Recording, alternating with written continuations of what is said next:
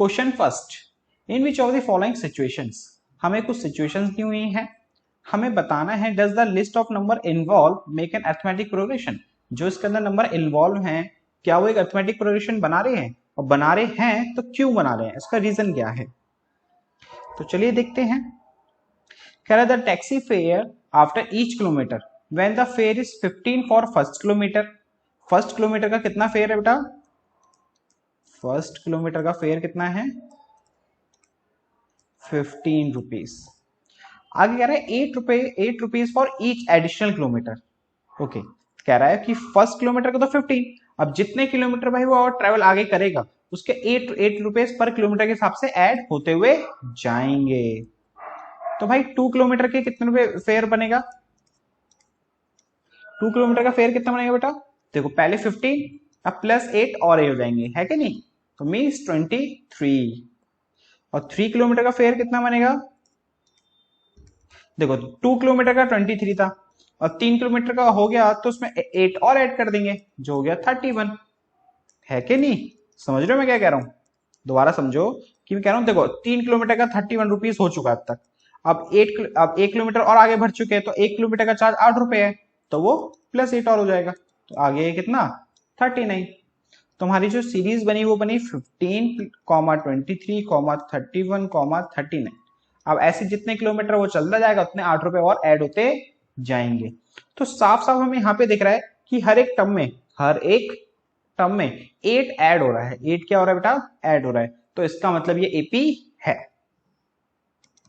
तो yes, this series is AP, या this list of number is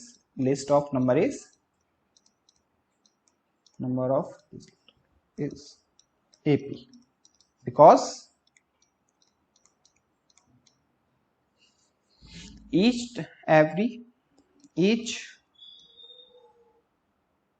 terms is more than preceding term। Okay ना, हर एक preceding term में क्या हो रहा है 8 ऐड होता हुआ जा रहा है और फिक्स टर्म ऐड हो रही है, तो इसका मतलब वो क्या फॉर्म हो रही है बेटा, एपी फॉर्म हो रही है। अब देखते हैं इसका नेक्स्ट पार्ट। इसी फर्स्ट क्वेश्चन में 3 पार्ट्स हैं तो ये हमारा नेक्स्ट पार्ट है। The amount of air present in a cylinder when a vacuum pump remove 1/4 of the air remaining the cylinder at a time. तो देखो भाई एक ना क्या है, सिलेंडर है,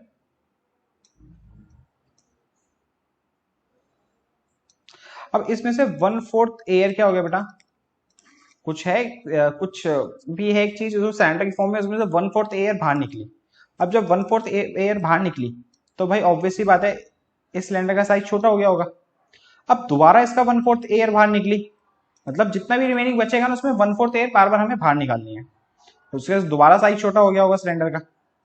अब दोबारा इसका 1/4 निकाला, तो अभी नॉर्मल से एक बात मुझे बताओ, जब हमने इसका 1/4 निकाला होगा तो भाई एयर का अमाउंट ज्यादा होगा, है कि नहीं। जब हमने इसका 1/4 निकाला होगा तो एयर का अमाउंट कम होगा, जब हमने इसका एयर का अमाउंट निकाला होगा तो वो 1/4 निकाला होगा तो उसमें एयर का अमाउंट कम होगा। तो अब देखो हर एक टर्म में अमाउंट रिड्यूस होता जा रहा है, इक्वल नहीं है, क्या होता जा रहा है, रिड्यूस होता जा रहा है, तो इसका मतलब ये एपी फॉर्म नहीं करेगा। समझ रहे हो मैं क्या कह रहा हूं, देखो ना पहले हवा इतनी निकली, अब इतनी निकली, अब इतनी निकली, अब इक्वल थोड़ी हवा निकल रही है। अब ये मैं सोच रहा हूँ सर 1/4 तो इक्वल ही रहेगा, नहीं, अब एक नॉर्मल सी बात है ना 1/4 हवा निकल चुकी, अब नेक्स्ट टाइम दोबारा 1/4 हवा निकलेगी तो 1/4 उसका कम ही आएगा। ओके, तो इसी वजह से ये भी एपी फॉर्म नहीं करेगा। समझ रहे हो मैं क्या कर रहा हूं, इसी वजह से बेटा ये एपी फॉर्म नहीं करेगा।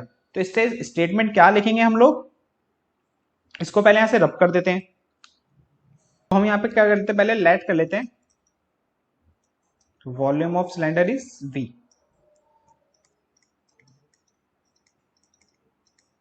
वॉल्यूम ऑफ सिलेंडर को क्या मान लेते हैं बेटा, हम V मान लेते हैं।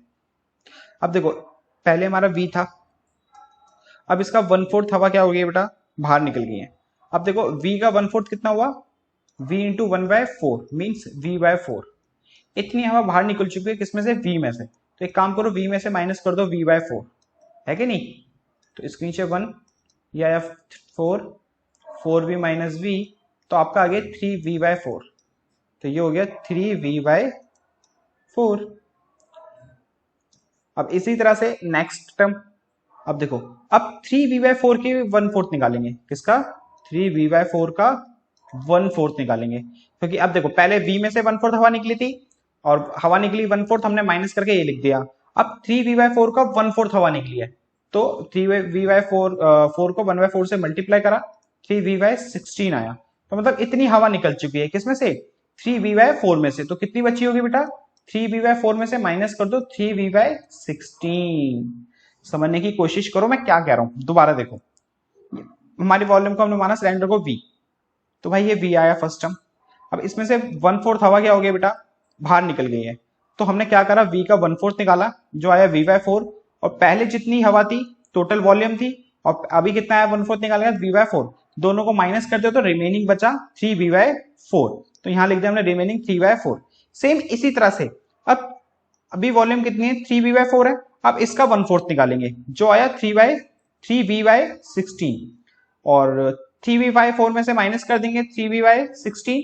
तो अब रिमेनिंग जितनी भी हवा बची सिलेंडर में वो पता चल जाएगी हमें। तो एलसीएम आया 16, 4 के डिल में 16 4 बार में, 4 3 12 माइनस 3v, तो ये बचा आपका 9v/16। अब इसी तरह से ये चलते रहेगा। ओके, अब देखो हम d निकालते हैं, और अगर इनका d सेम आ गया, मतलब a2 माइनस a1 करने पे और a3 माइनस a2 करने पे अगर सेम आ गया, तो इसका मतलब ap है, अदरवाइज नहीं है।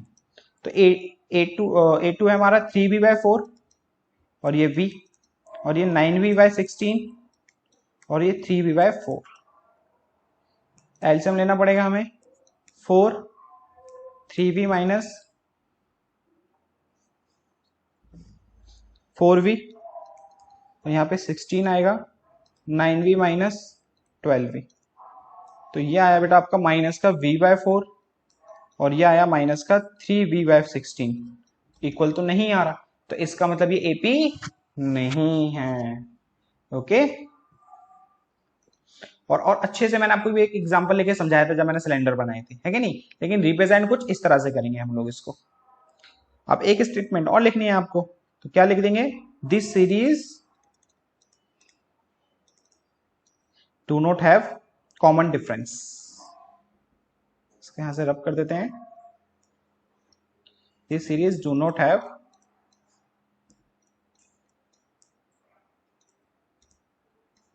common difference, so this is not a